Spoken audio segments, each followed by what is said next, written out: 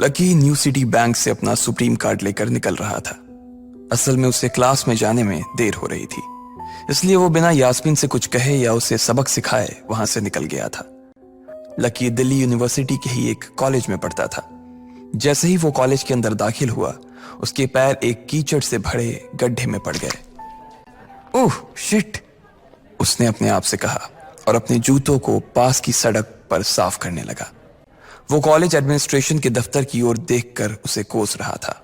College की सड़कों पर इतने सारे गड्ढे हो गए थे, लेकिन वो लोग एक भी गड्ढा नहीं भरवा रहे थे। जब भी लकी इस चीज की कंप्लेन करने के लिए वहां जाता, तो वो इसे ये कह देते कि फंड ही नहीं है। उसने जैसे तैसे अपना जूता तो साफ कर लिया था, लेकिन वो अपनी पैंट पर लगे कीचड़ के दाग को साफ नहीं कर पाया था। वो बाथरूम की ओर जा पाता, इतने में क्लास की घंटी बज गई। वो भागते हुए क्लास में पहुंचा। उसने दरवाजे के बाहर से ही देखा कि प्रोफेसर कमलनाथ मिश्रा पोडियम पर आ गए थे और उन्होंने आज के लेक्चर की शुरुआत भी कर दी थी। जैसे ही उनकी नजर बाहर खड़े लकी पर पड़ी, तो उनकी आंखें निराशा से भर आई।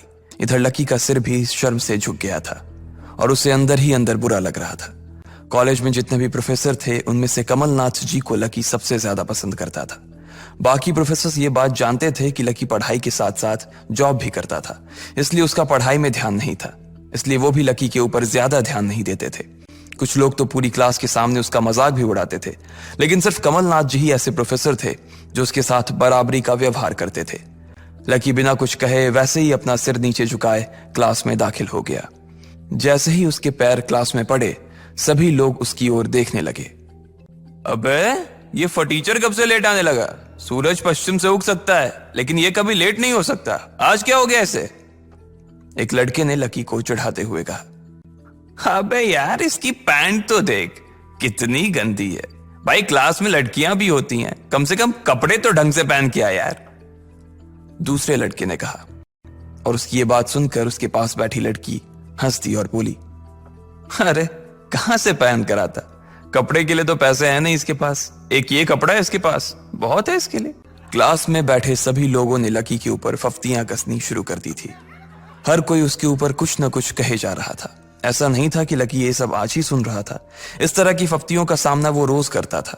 रोज उसे ऐसी बातें सुनकर बुरा भी लगता था, और आज भी उसने अपना सिर नीचे तो झुका लिया था, लेकिन आज उसके चेहरे पर एक मुस्कान थी। इन लोगों को पता नहीं था कि यह अनलकी आज कितना लकी होकर आ रहा है। जैसे ही क्लास में बैठे बच्चों का शोर बढ़ने लगा, उधर से कमलनाथ जी ने चिल्लाते हुए कहा, आपस में बात करना बंद करो। अगर तुम लोग इस तरह बात करते रहोगे तो मैं आगे नहीं पढ़ाऊंगा। सभी लोग शांत होकर उनकी बात सुनने लग गए। तब तक लकी भी अपनी कुर्सी पर जाकर बैठ गया था। कमलनाथ जी ने फिर से पढ़ाना शुरू किया, और पढ़ाते पढ़ाते ना जाने क्यों उनकी नजर बार बार लकी की ओर जा रही थी। लकी को समझ नहीं आ रहा था कि कमलनाथ जी ऐसा जानबूझकर कर रहे थे। उनकी आंखों को देखकर ऐसा लग रहा था कि उनमें लकी के लिए ढेर सारा गुस्सा भरा हुआ था। उसे ऐसा लग रहा था कि शायद वो अपने प्रोफेसर की उम्मीदों पर खरा नहीं उतर रहा था। थोड़ी ही देर में कमलनाथ जी की क्लास खत्म हो गई। बच्चों, आज की क्लास यही खत्म होती है। कल आप सबको क्या काम करके लाना है वो मैंने यहां लिख दिया है। कल मिलते हैं आप सबसे, कमलनाथ जी ने कहा और क्लास के बाहर चले गए। जैसे ही वो बाहर गए, पीछे वाले दरवाजे से किसी की आवाज आई, डिंपल। जैसे ही वो आवाज सबके कानों में पड़ी, सब लोग क्लास के पीछे वाले दरवाजे की ओर देखने लगे। वहां कोई और नहीं बल्कि डिंपल का नया बॉयफ्रेंड राहुल खड़ा था। ये लोग राहुल को अच्छी तरह से जानते थे। राहुल ने दरवाजे से झांक कर देखा तो वहां कोई नहीं था। वो धीरे धीरे कमरे में दाखिल हुआ और सीधा डिंपल के पास चला गया। डिंपल खिड़की के पास बैठी हुई थी। जैसे ही राहुल उसके पास पहुंचा, डिंपल ने अपने हाथ उसकी गर्दन में किसी हार की तरह डाल दिए और उसकी बाहों में झूम उठी। उधर राहुल ने भी डिंपल को सबके सामने चूम लिया था। ये नजारा देखते ही सबकी नजरें लकी के ऊपर जा टिकी। सबको अभी तक तो यही पता था कि डिंपल लकी की गर्लफ्रेंड है। किसी को इस बात की खबर नहीं थी कि उन दोनों का ब्रेकअप हो गया था। डिंपल को राहुल की बाहों में देखकर लकी के तन बदन में आग तो लग गई थी, लेकिन फिर भी वो शांत होकर वहीं बैठा हुआ था और उसने अपने गुस्से पर काबू कर लिया था।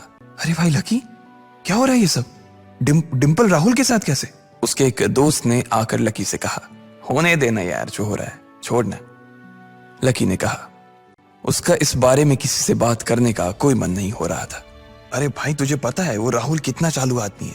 अभी तक इस कॉलेज की 5 लड़कियों को फंसा चुका है और ये डिंपल छठी है, लकी के दोस्त प्रीतम ने उससे कहा। उसकी ये बात सुनते ही लकी ने प्रीतम को घूर कर देखा। प्रीतम को लगा कि लकी को उसकी बात का बुरा लगा था, लेकिन अगले ही पल वो उसे देखकर मुस्कुराया और बोला, कोई बात नहीं भाई, सबकी अपनी अपनी लाइफ है। ये कहकर लकी डिंपल की ओर देखने लगा, जो कि राहुल की बाहों में इतरा रही थी। वो जानती नहीं थी कि लकी चाहता तो यहीं खड़े खड़े राहुल और उसके पिता को उनके कारोबार समेत खरीद सकता था। उधर जैसे ही राहुल और डिंपल की नजर भी लकी पर पड़ी तो वो जानबूझकर उसे छेड़ने के लिए उसके सामने से गुजरने लगे। अच्छा लकी, सुनना जरा। अचानक से डिंपल लकी के सामने रुकी और बोली। उसने अभी भी राहुल की कमर में अपना एक हाथ डाल रखा था। फिर उसने अपने दूसरे हाथ से अपना मोबाइल निकाला और उसका कवर खोलकर लकी के मुंह पर फेंक दिया और बोली, अब क्योंकि मैं तुम्हारे साथ नहीं हूं इसलिए मुझे तुम्हारे इस बेकार से कवर की कोई जरूरत नहीं है, इसे तुम अपने पास रख सकते हो। लकी ने उससे कुछ नहीं कहा और नीचे गिरा वो कवर उठाकर अपनी टेबल पर रख दिया। बेबी, इसने तुम्हें कवर गिफ्ट किया? कवर कौन गिफ्ट में देता है भाई? राहुल ने उसके सामने ही डिंपल से कहा। राहुल लकी को नीचा दिखाने का एक भी मौका अपने हाथ से जाने नहीं देना चाहता था। लकी अंदर ही अंदर मुस्कुरा रहा था। डिंपल ने राहुल की ओर देखा और बोली, बेबी, बात यह है कि जिसकी मोबाइल खरीदकर गिफ्ट करने की औकात नहीं होगी वो सिर्फ कवर ही तो गिफ्ट कर सकता है ना, और क्या। कोई बात नहीं बेबी, मैं आज ही तुम्हें एक नया फोन दिलवाता हूं। आ जाओ, चलते हैं कनॉट प्लेस और वहां से लाते हैं बेबी के लिए एक नया फोन, राहुल ने कहा। लकी का मन तो यही कर रहा था कि वो जोर से राहुल के ऊपर हंसे, लेकिन उसने अपनी हंसी को रोक लिया था। हाँ बेबी, हमने एक पहले नया फोन खरीदेंगे और फिर उस फोन की पार्टी भी करेंगे, और उसके बाद आज, डिंपल ने कहा और राहुल के चेहरे पर उंगलियां फिराने लगी। राहुल भी और लकी भी उसके इशारे को समझ गए थे। लकी जानता था कि ये सब सिर्फ उसे चिढ़ाने के लिए वो कर रही थी, लेकिन लकी को खुद के लिए नहीं बल्कि डिंपल के लिए बुरा लग रहा था। वो मन ही मन ये सोच रहा था कि अगर डिंपल बस थोड़ा सा और इंतजार कर लेती तो आज लकी उसके लिए फोन की पूरी दुकान खरीद कर रख देता। भाई, ये सब क्या हो रहा है? तेरे सामने ये सब हो रहा है और तू बस मुस्कुराया जा रहा है। गुस्सा नहीं आ रहा तुझे? प्रीतम ने लकी से पूछा। नहीं यार, जो हो रहा है अच्छा ही हो रहा है, जो होता है वो भी अच्छे के लिए होता है, इसलिए चल यार, छोड़, लकी ने कहा और फिर राहुल और डिंपल की ओर देखने लगा। अब उन दोनों की नजर लकी के मुस्कुराते हुए चेहरे पर पड़ी तो वो अंदर से भवक गए। दोनों की दोनों ही ये सब सिर्फ और सिर्फ लकी को जलाने के लिए कर रहे थे, लेकिन वो तो ऐसे बैठा था जैसे उसका और डिंपल का कोई रिश्ता ही नहीं था। जब अपनी इस बातों का लकी के ऊपर कोई असर होता नहीं दिखा तो डिंपल राहुल से बोली, बेबी चलो यहां से। बेबी नहीं बेबी, हबी। आज से तुम मुझे हबी बोलोगी और मैं तुम्हें बोलूंगा मेरी प्यारी वाइफी, राहुल ने कहा और लकी के सामने ही डिंपल को चूम लिया। ये देखते ही लकी थोड़ा सा जल भून तो गया और उसका जवाब भी वो राहुल को देना चाहता था, इसलिए उसने कहा, डिंपल ये सब क्यों कर रही हो तुम? क्या दिखाना चाहती हो इससे? लकी को डिंपल का ऐसा रूप देखकर उसी के लिए बुरा लग रहा था। राहुल की किसी बात का तो लकी के ऊपर कोई असर ही नहीं हुआ, लेकिन लकी की इस बात का राहुल को जरूर बुरा लग गया था। उसने गुस्से से अपनी नाक फुलाते हुए कहा, ओए फटीचर, ज्यादा बकवास करने की जरूरत नहीं है। आज के बाद अगर तूने मेरी डिंपल के बारे में कुछ कहा या उसकी तरफ आंख उठाकर भी देखा ना तो मैं राजपथ पर तेरी परेड करवा दूंगा। रहने दे भाई, उसकी जरूरत नहीं पड़ेगी। मैं खराब चीज ना तो देखता हूं और ना ही उसके बारे में बात करता हूं, लकी ने कहा और फिर से प्रीतम की ओर देखकर हंसने लगा। जिस तरह से लकी आज राहुल के मुंह पर जवाब फेंक कर मार रहा था, प्रीतम को तो विश्वास ही नहीं हो रहा था कि ये वही लकी है जो उसका दोस्त हुआ करता था। उधर राहुल उसका जवाब सुनकर गुस्से से लबरेज हो रहा था। वो लकी को सबक सिखाने के लिए अपना घूंसा तान कर उसकी दिशा में बढ़ा ही रहा था कि इतना ही में पीछे से एक लड़की की आवाज आई, डिंपल। सब लोगों ने फिर से उस आवाज की ओर देखा। वहां पर एक थोड़े छोटे कद की लड़की खड़ी थी और वो गुस्से से डिंपल की ओर देख रही थी। उसकी आंखों पर चश्मा लगा था और उसके बाल खुले हुए थे। अब तू हद से आगे बढ़ती जा रही है डिंपल। लकी जैसे लड़के को छोड़कर तू इस एक नंबर के लफंगे लड़के के साथ पड़ी है। तुझे तो कॉलेज के किसी गड्ढे में जाकर डूब मरना चाहिए। साक्षी, क्या कह रही है तू? जुबान संभाल अपनी, डिंपल ने कहा। राहुल के बारे में बुराई नहीं बल्कि लकी के बारे में अच्छी बातें सुनकर डिंपल का मन खराब हो गया था। जब डिंपल लकी के साथ थी तो उसकी साक्षी से भी अच्छी दोस्ती थी। साक्षी एक बहुत ही सुलझी हुई लड़की थी। जब भी डिंपल और लकी के बीच किसी बात को लेकर झगड़ा होता तो डिंपल उसे सुलझाने के लिए अक्सर साक्षी की ही मदद लेती थी। मैं जो कह रही हूं ना, सही कह रही हूं। तुझे सीरियसली शर्म आनी चाहिए डिंपल। मैंने कभी नहीं सोचा था कि तू ऐसी लड़की निकलेगी। लकी जैसा बंदा ना तुझे कहीं नहीं मिलेगा, साक्षी ने कहा और एक कदम आगे आ गई।